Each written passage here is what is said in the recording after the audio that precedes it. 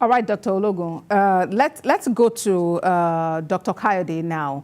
As it is, ideally, parties to cases have about 21 days to file their appeals at the court, the higher court.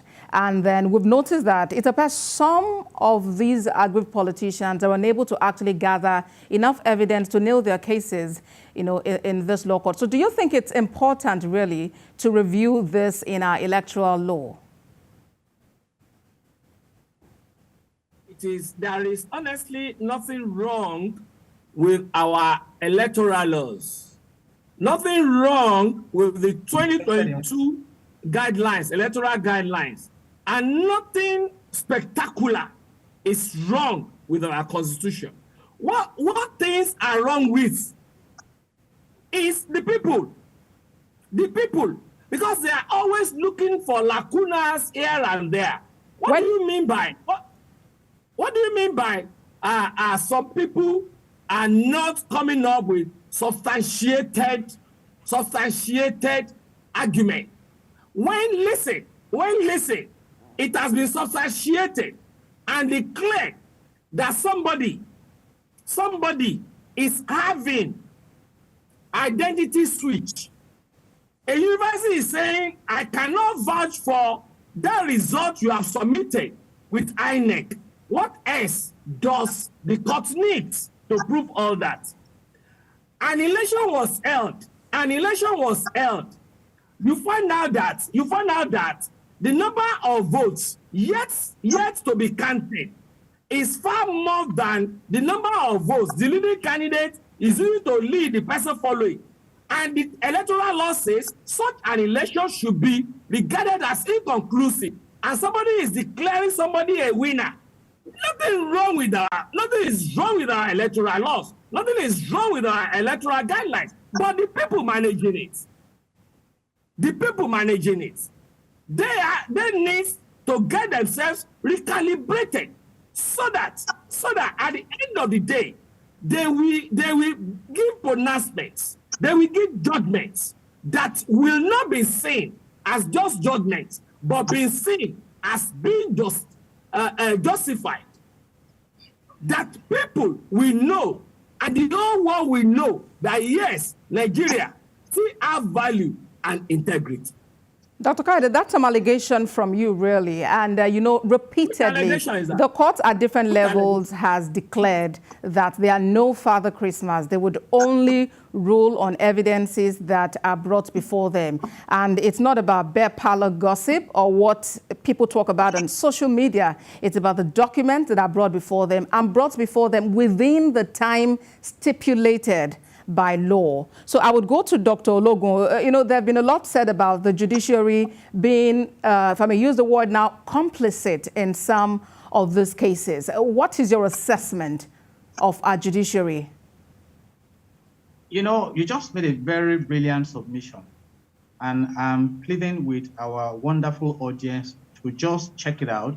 Section 131 of the Evidence Act, which says that whoever desires any court to give judgment, or any legal right or liability dependent on the existence of facts, which he asserts shall prove that those facts exist. You see, I monitor the tribunal's proceedings, particularly that of the presidential, and reportedly there were about 89 senior advocates of Nigeria.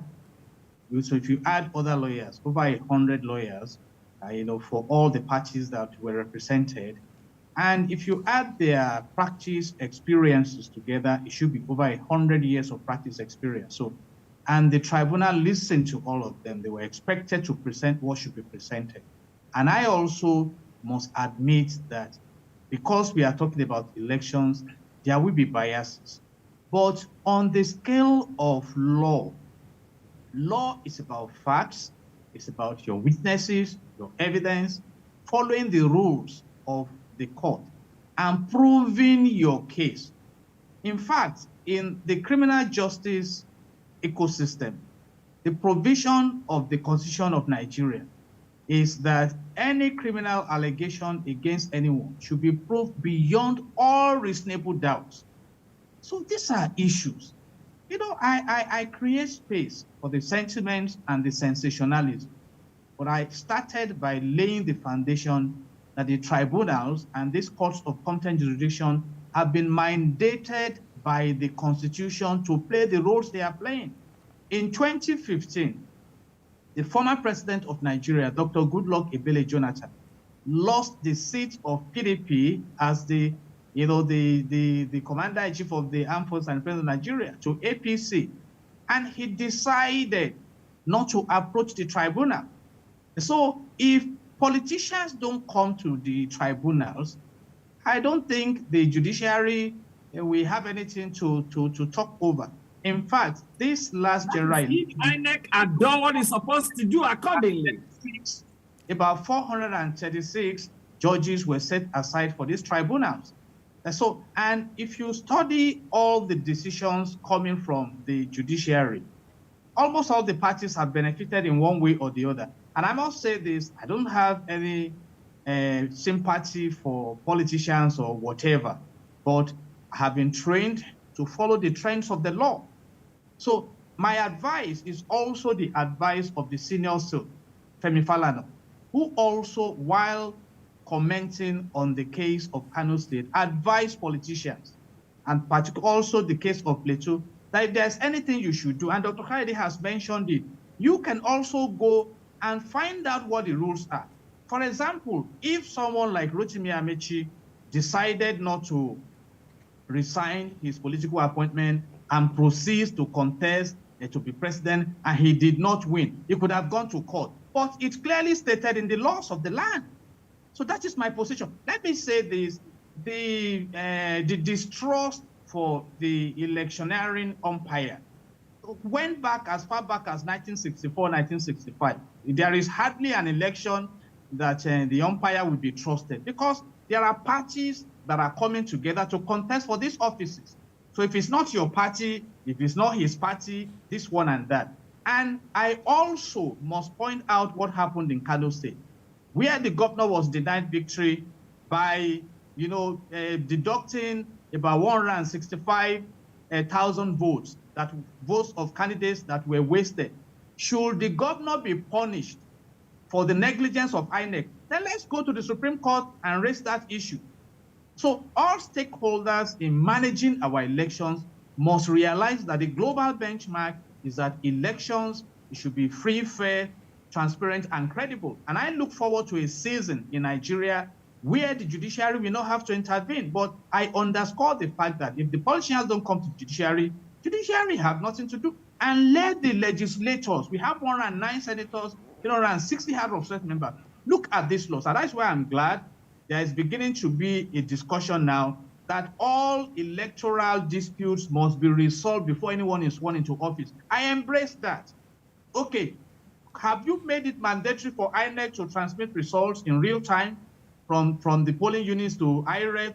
These are laws. So when you leave gaps, the judiciary can only interpret the laws, and those who come, the advocates who come, are to prove their cases and convince the court. And I said, in the case of Ogun State, Honorable Justice Jane Inyang allowed the appeal of PDP, and as far as she is concerned, the INEC should conduct a fresh election within 90 days.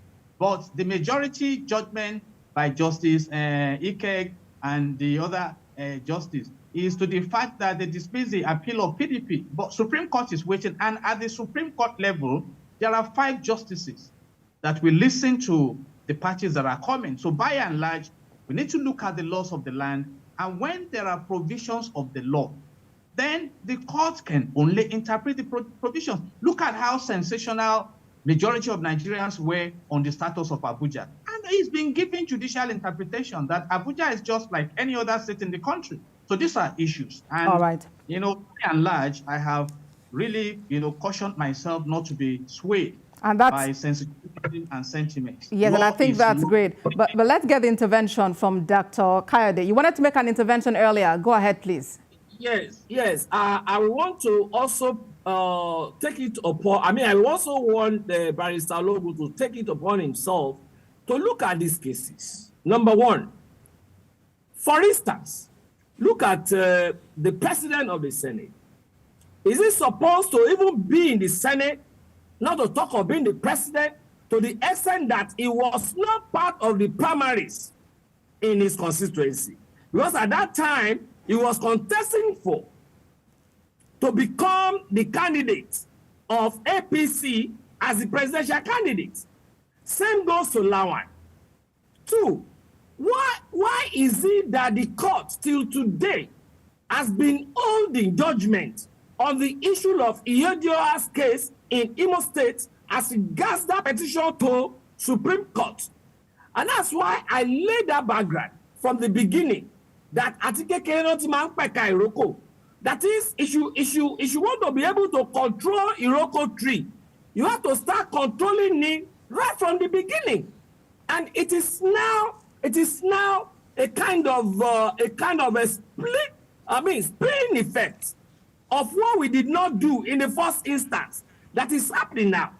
And that is why till today, the statement from retired Justice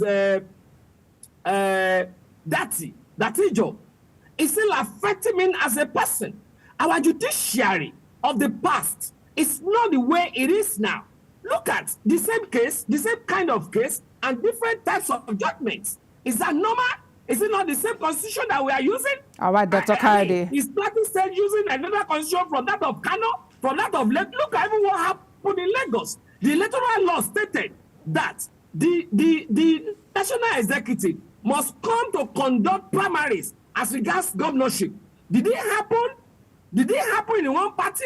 I hear you, Dr. Kayode. You have made your point. And the Supreme Court, as a final arbiter in these cases you have pointed to, would definitely speak if those concerned approach the court. And of course, Nigerians and the world are waiting to see what the final outcome would be. Thank you very much, gentlemen, for joining us. Jide Ologun is a legal practitioner and Dayo Kayode is a political technocrat. Thank you so much for joining us on the program. Thanks for having me. Enjoy the rest of your day and have a nice weekend ahead.